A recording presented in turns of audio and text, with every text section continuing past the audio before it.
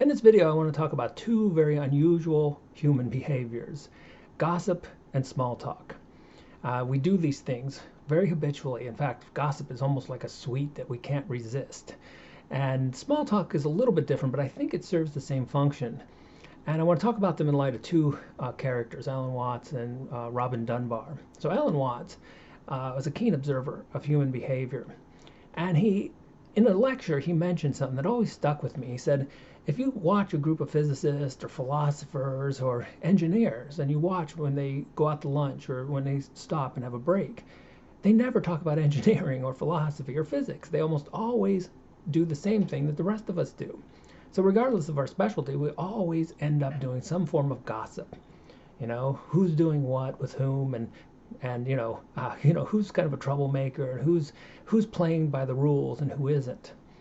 And the other character is Robin Dunbar, who is an anthropologist. And anthropology is very important to understanding human behavior because in anthropology, they don't just act like human beings just, popped up out of nowhere over the last couple hundred years. Anthropologists look at our evolution over millions of years and how the environment had affected us. And our environment now is so different than it used to be. So Dunbar actually has a very interesting idea with this. He suggested that in the past, we were lucky if we could consider ourselves the middle of the food chain. And so we're physically weak, far weaker than most species. And then all of a sudden we climbed to the very top. How did we do it?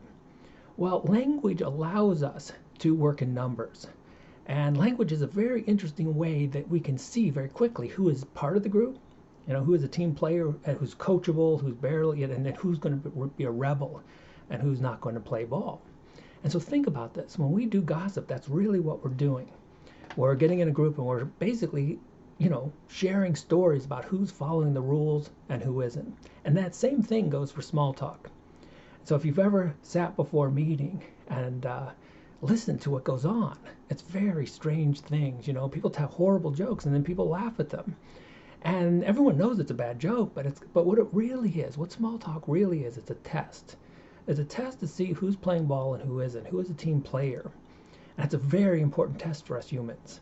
I mean, again, just like going up, our inability to be tempted by sweets and to resist the temptation of a sweet is because that mind program still thinks it's 2 million years ago in the African savannah. It doesn't realize that so much has changed.